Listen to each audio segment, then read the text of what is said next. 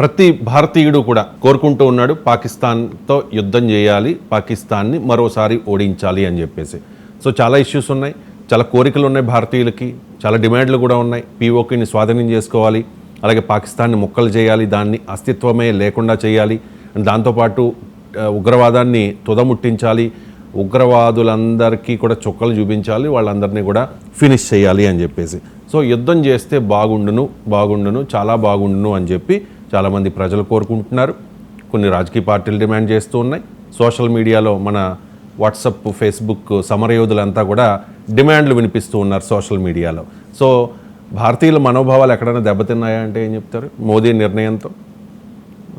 చాలా important question. భారతదేశం అంతా ఇదే ఉంది, మొత్తం యుద్ధం చేయాలి, పాకిస్తాన్ సర్వనాశనం చేయాలి, శత్రు శేషం లేకుండా చేసేవలసింది. మోడీ గారు ఈ టైంలో యుద్ధ విరమణ ఏంటి, అరే ఈ ట్రంప్ వీడెవడ మధ్యలో రావడానికని మనం అందరూ ఒక రకంగా మనోభావాలు, భారతీయ మనోభావాలు, 145 కోట్ల మంది భారతీయుల మనోభావాలు ఇవి, అందరూ మనోభావాలు.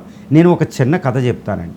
2 ఫ్యామిలీలు ఉన్నాయి, పక్క పక్కన ఇరుగు పొరుగా 2 ఫ్యామిలీలు ఉన్నాయి. ఒక ఫ్యామిలీలో భార్య బిడ్డలతో అంటే 4 పిల్లలతో జీవిస్తూ చక్కగా చదువుకుంటున్నారు. అందరూ ఇంటర్ డిగ్రీల్లో చదువుతున్నారు, చక్కని భవిష్యత్తు ఉంది వాళ్ళకి, అద్భుతమైన సంసారం. వాళ్ళ పొరుగుని ఇంకొక ఫ్యామిలీ నివసిస్తుంది. వీళ్ళ ఫ్యామిలీలో కూడా ఒక 3-4 పిల్లలు ఉన్నారు. ఈ పిల్లలు ఏంటంటే డ్రగ్స్కి అలవాటు పడడం, చెడు అలవాట్లు, వాళ్ళకి చదువు లేకపోవడం, విచ్చలవిడిగా ఉండడం. ఈ ఫ్యామిలీ ఎప్పుడు ఈ పచ్చగా ఉన్న ఫ్యామిలీని చూసి అసూయ చెందుతూ ఉంటుందన్నమాట. ఇప్పుడు ఈ అసూయ చెందే ఫ్యామిలీ ఎప్పుడు వాళ్ళ ఫ్యామిలీ మీద ఏదో గొడవలు పెట్టి పోలీస్ కేసులు అవి పెడుతూ ఉంటారు, గొడవలకు వస్తూ ఉంటారు, రాత్రి పగల ప్రశాంతత ఉండవరు. కానీ వాళ్ళు ఇరుగు పొరుగువారు. కానీ ఈ పచ్చని సంసారంలో ఉన్న తండ్రి వాళ్ళని భయపెడుతూనే చక్కగా నా పిల్లలకి భవిష్యత్తు ఉంది, నా పిల్లలు భవిష్యత్తులో అభివృద్ధి చెందుతారని చక్కగా వాళ్ళని అలాగా పెడుతూ శాంతియుతంగా ముందుకు వెళుతూ ఉంటారు. ఒరే పిల్లలు ఎవరైనా రెచ్చిపోతే ఆగండ్రా చదువుకోండిరా, చదువు మీద దృష్టి పెట్టండి అని. గుర్తుపెట్టుకోండి, 1990లో భారత పాకిస్తాన్లు ఉన్నాయి. 2 అప్పుడే ఆర్థిక సంస్కరణలు ఆల్మోస్ట్ మొదలుపెట్టినాయండి భారత పాకిస్తాన్లో. అప్పుడు తలసరి ఆదాయం సమానంగానే ఉండేది, ఒక రకంగా పాకిస్తాన్కి ఎక్కువ ఉండేది తలసరి ఆదాయం 1990లో. కానీ 1990 తర్వాత 2025 35 సంవత్సరాల పరిస్థితి ఏంటో తెలుసా? పాకిస్తాన్ తలసరి ఆదాయం కంటే మనం ఎంతో దాటేసాం. అభివృద్ధిలో ప్రపంచంలో అత్యధికంగా వేగంగా అభివృద్ధి చెందుతున్న భారతదేశం మనది. Okay, 5th 4th industrial revolution మనం పట్టుకున్నాం. ఏఐ ఉంది, మనం IT capital of the world అయిపోయాం, ఐటీలో సూపర్ పవర్ అయిపోయాం. వాళ్ళు ఇంటర్నేషనల్ టెర్రరిజంలో సూపర్ పవర్ అయిపోయారు ఐటీ. ఇప్పుడు మనం పచ్చని సంసారం, అక్కడ విచ్చలవిడిగా ఉన్న సంసారం. ఇప్పుడు మన సంసారానికి అధ్యక్షుడు మోడీ, ప్రధాని మోడీ. ఓకే, ఆయన ఏం ఆలోచిస్తాడండి? వాళ్ళు విచ్చలవిడిగా మన మీదకు వస్తుంటే వాళ్ళని అట్టే పెట్టి వాళ్ళని భయపెడుతూ ఉండి మన సంసారం పచ్చగా సాగాలి, మన పిల్లలు అభివృద్ధి చెందాలని కోరుకుంటున్నారు. ఇప్పుడు 2025 ఓకే, 4వ అతిపెద్ద ఆర్థిక వ్యవస్థ అయింది. ఒక నెల క్రితమే జపాన్ అధిగమించాం. ఇప్పుడు 2047 నాటికి ఇది ఎక్కడికో వెళ్ళబోతుంది. ప్రపంచంలో అత్యధికంగా ఇది 2వ అతిపెద్ద ఆర్థిక వ్యవస్థ అవ్వబోతుంది. అమెరికానే అధిగమించబోతున్నాం 2047 నాటికి. ఇప్పుడు మోడీ ఎలా నిర్ణయం తీసుకోవాలండి? మన మనోభావాలు ఏంటి?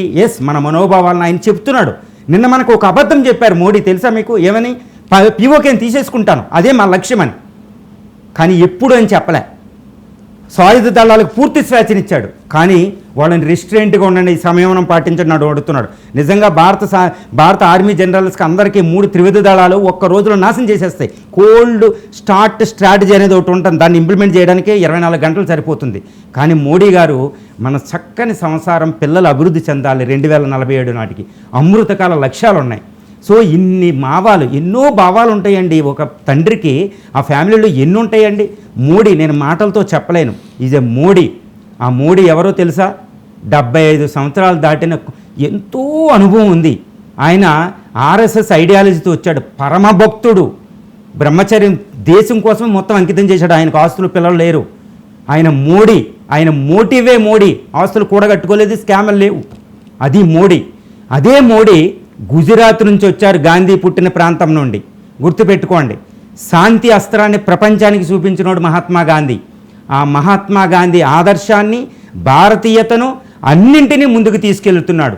ఈరోజు భారతీయుల మనోభావాలు ఎలా ఉన్నా మన తండ్రిని మనం నమ్మినట్టు, మన తల్లిని మనం నమ్మినట్టు మోడీని నమ్మండి. ఆయన తీసుకునే ప్రతి నిర్ణయం 100 కాదండి 1,00,000 రెట్లు సరైనది ఆయన తీసుకుంటాడు. ఆయన మీద భారతదేశం నిజంగా భారత మనోభావాలు ఎలా ఉన్నా నిన్న భారతీయులు ఆ పాకిస్తాన్ ప్రధాని పాకిస్తానీలు తిట్టినట్టు మోడీని భారతీయులు ఒక్కళ్ళు కూడా తిట్టలేదండి. పూర్తి నమ్మకంతో ఉన్నారు.